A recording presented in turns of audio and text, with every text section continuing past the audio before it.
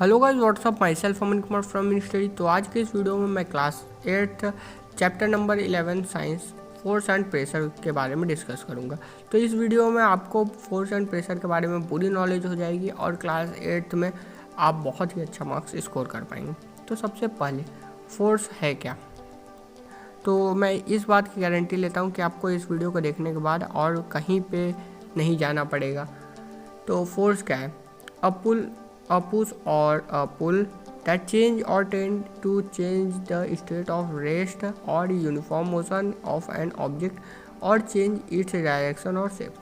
तो इसमें सिंपल सा बोला गया, जब हम किसी चीज़ को पुश करते हैं या तो पुल करते हैं तो जो चेंज आता है ऑब्जेक्ट के स्टेट में, या तो वो रेस्ट में या तो वो मोशन कर रहा है, जब हम और जो चेंज आता है ऑब्जेक्ट के स्टेट में उसी को हम लोग कहते हैं फोर्स।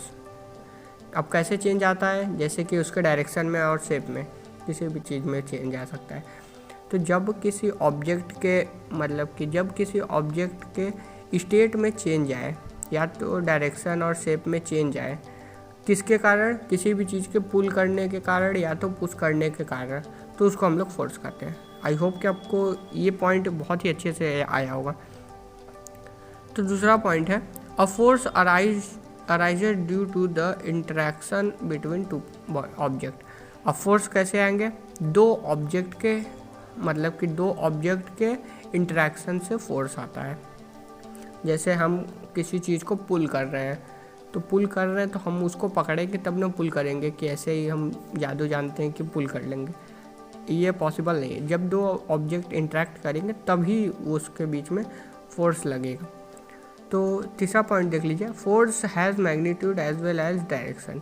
फोर्स जो है वेक्टर क्वांटिटी है, ये आप और भी आगे क्लासेस में पढ़ेंगे।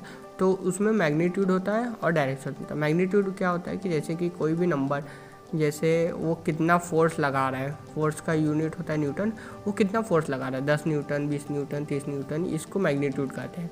और डायरेक्शन, वो किस डायरेक्शन में फोर्स लगा रहा है, या तो उसके अपोजिट डायरेक्शन में, या तो साउथ डायरेक्शन में, वेस्ट डायरेक्शन में, किस डायरेक्शन में। चौथा पॉइंट है, a change in the speed of object और the direction of its motion और both implies a change in state of motion.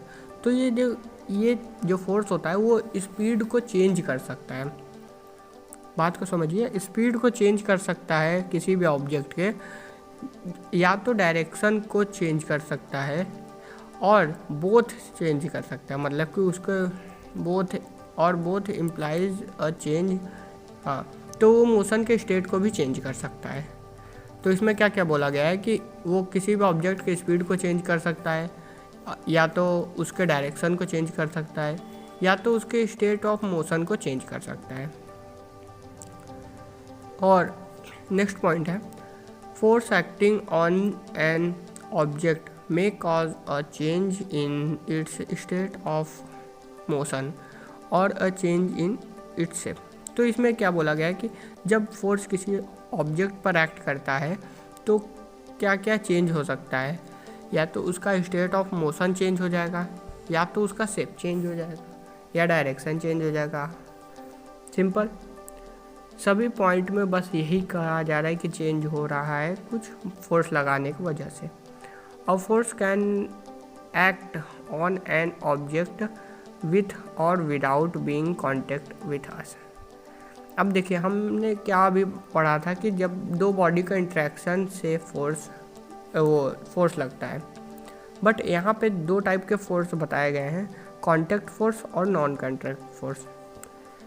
तो देखो, कि कॉन्टैक्ट फोर्स क्या होता है? जब दो बॉडी एक दूसरे के ऊपर जब फोर्स लगाते हैं तब उसमें हम लोग कहते हैं कॉन्टैक्ट फोर्स। और नॉन कॉन्टैक्ट फोर्स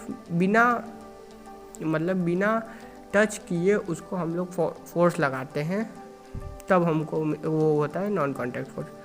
जैसे कि ग्रेविटेशनल फोर्स, या आप तो ये जानते नहीं है कि ग्रेविटेशनल फोर्स अर्थ है, और ये बहुत दूर तक इसका फोर्स का रेडिएशन रहता है, फोर्स का एरिया बहुत दूर तक रहता है। तो इसी को कहते हैं नॉन कॉन्टैक्ट फोर्स। तो हम लोग कॉन्टैक्ट फोर्स के बारे में पहले बात कर लेते हैं कि the force act on a body when the source of force actual contact with the body. तो मैंने यही आपको बताया कि जो फोर्स है वो बॉडी पर लगता है जब जो दो बॉडी हैं वो एक्चुअल में कांटेक्ट में आए। ठीक, जैसे पहला है मस्कुलर फोर्स, जब आप किसी मतलब कि the force exert bye muscles of the body, आप हैंड से किसी चीज़ पे फोर्स लगाएंगे तो वो दोनों हैंड या तो वॉल, अगर हम वॉल पे फोर्स लगा लें तो हैंड और वॉल में कांटेक्ट रहेगा तब ना आप फोर्स लगाएंगे, कि हवा में ही आप बस कांटेक्ट मतलब कि हवा में ही आप बस फोर्स लगाते रहेंगे। तो कांटेक्ट होना जरूरी है। मैकेनिकल फोर्स और तीसरा है फ्रिक्शनल फोर्स। मैकेनिकल फोर्स क्या है?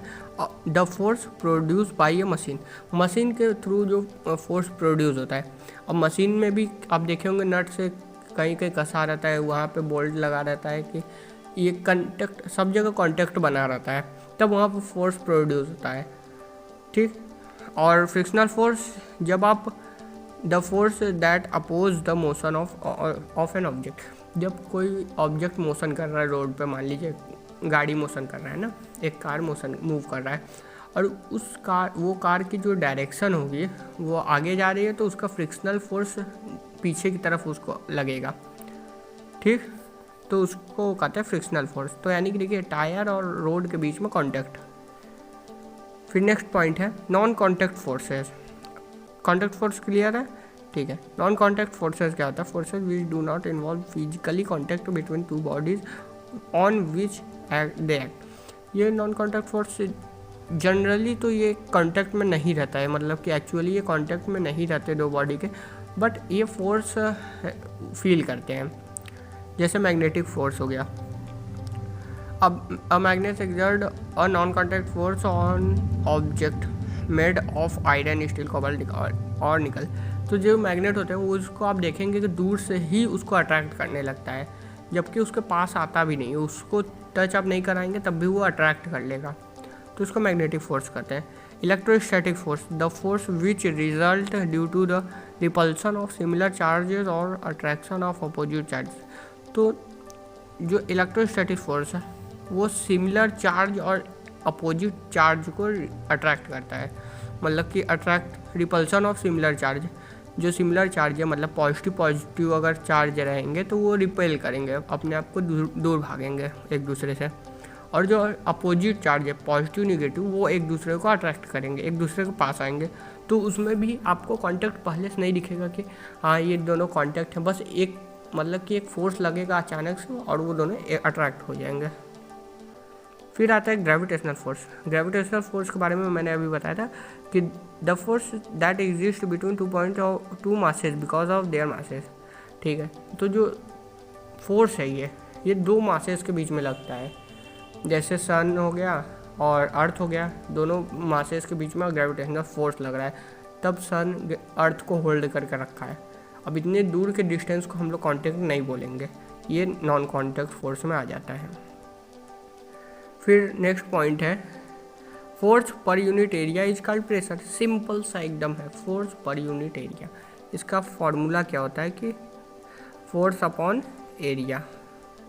ठीक, इसका फॉर्मूला होता है फोर्स अपॉन एरिया, और इसका फोर्स का क्या फॉर्मूला होता है? Mass into acceleration. ये आप 9th में जाएंगे तो आपको पता चल जाएगा। फिर नेक्स्ट पॉइंट है हम लोग का कि liquid and gases exert pressure on the wall of their container.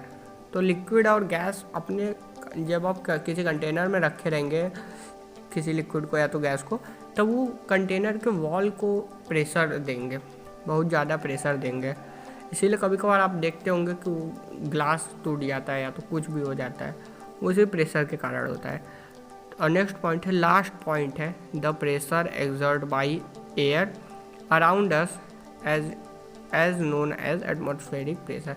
जब हम लोग के एटमॉस्फेयर के थ्रू जो प्रेशर, एयर के थ्रू जब प्रेशर हम लोग को दिखता है, महसूस होता है, तो उसको हम लोग एटमॉस्फेरिक प्रेशर कहते हैं। तो आई होप कि आपको ये पूरा कंसेप्ट आपको क्लियर होगा। तो मैं आपको थोड़ा ही बहुत और नॉलेज दे देता हूँ कि फोर्स का मतलब फॉर्मूला होता है मास इनटू एक्सेलरेशन ma, और प्रेशर का होता है फॉर्मूला फोर्स अपॉन एरिया। और फोर्स अपॉन एरिया, इसका यूनिट क्या होता है? फोर्स का यूनिट होता है न्यूटन, जिसको हम लोग कहते हैं।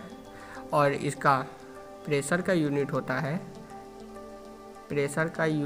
है जिसको हम लोग पास्कल कहते हैं। ठीक, पास्कल कह सकते हैं या तो न्यूटन पर मीटर कह सकते हैं।